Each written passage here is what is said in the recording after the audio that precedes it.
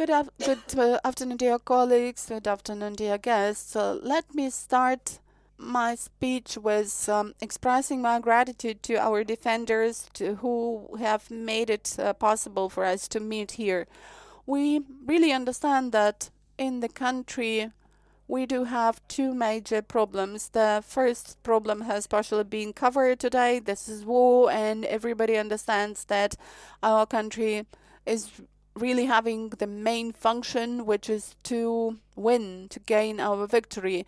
According to our surveys, the other important problem is corruption, and our surveys and polls are always based on the data from the feedback from the society, and we know that 73% of citizens think that corruption is problem number 2 after war.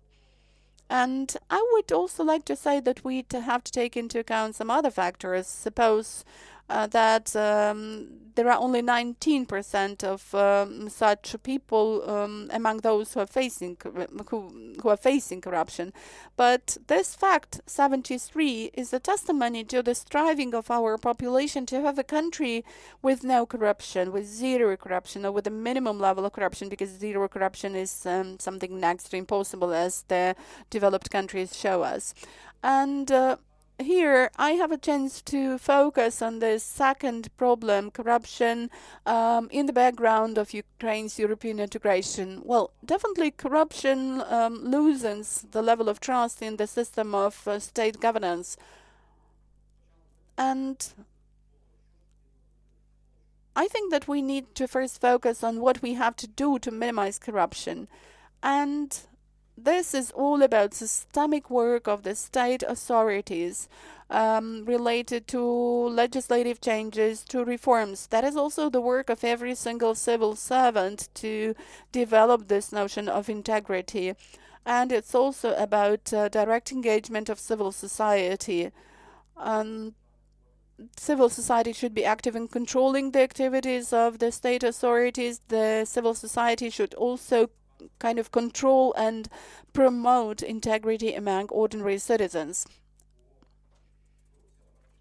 Because corruption starts with each of us, those giving bribes and those getting bribes. Citizens have to understand that integrity is not just about following the legislation, it's also about the responsibility to the society, the ability to pass ethical decisions which would promote development of the state. And this needs to be done both in public service and private fields, and every single citizen should comply with the principles of integrity. As far as the work of NACP is concerned, and as far as the movement of our country to the EU is concerned. So here I would like to point out the two main lines of our activity. The first one is that the agency is actively cooperating with the OECD, which is a group of 38 most developed countries of the world with the best practices, the best global practices as far as development of integrity is concerned.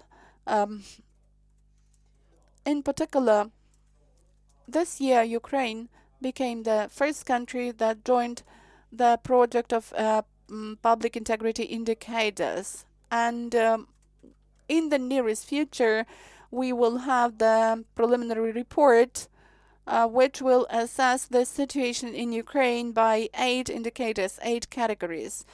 And we will get acquainted with this data, and I've already got acquainted with some data, and I would like to express gratitude to Mr. Ambassador, because he was talking about the positive results of the negotiations of Ukraine with the EU, and you mentioned the last week's report. So having found this data, I have to state that Ukraine is having rather high positions, even in the ranking, in terms of the level of transparency, where we have anti-corruption activities within the unified register.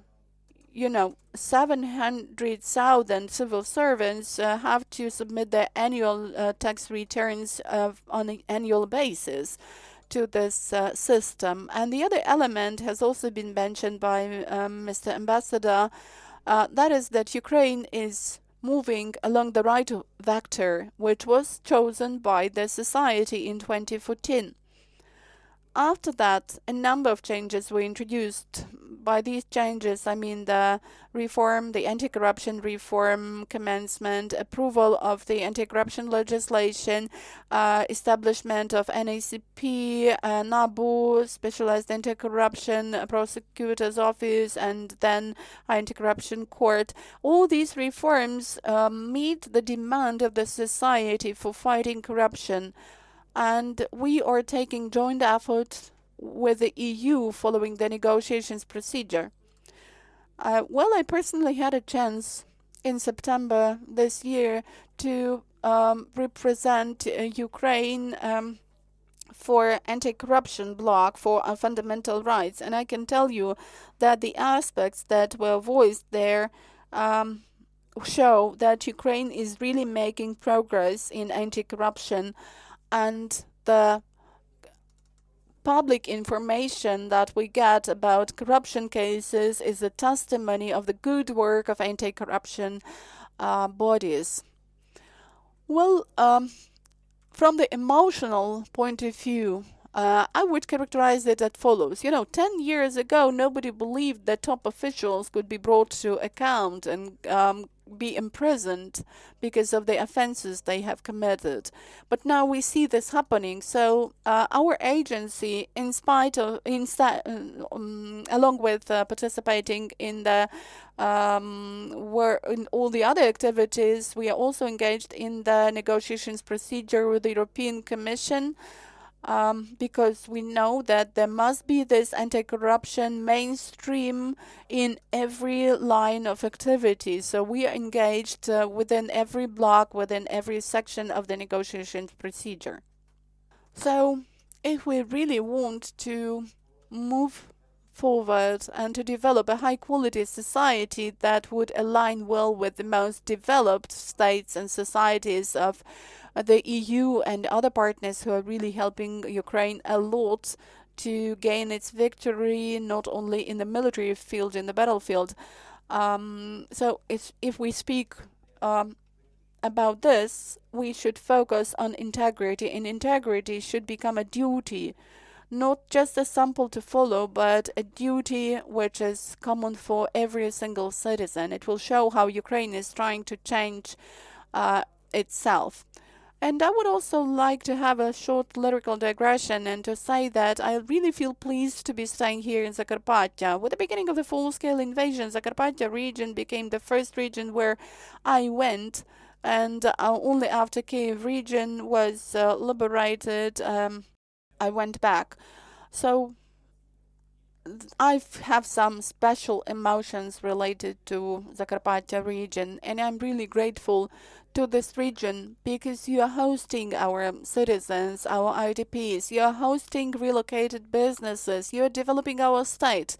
And every citizen who has something to do with the army or who is doing his work in his place, all of them are actually leading us to our victory. So once again, I would like to express my gratitude to our servicemen and glory to Ukraine.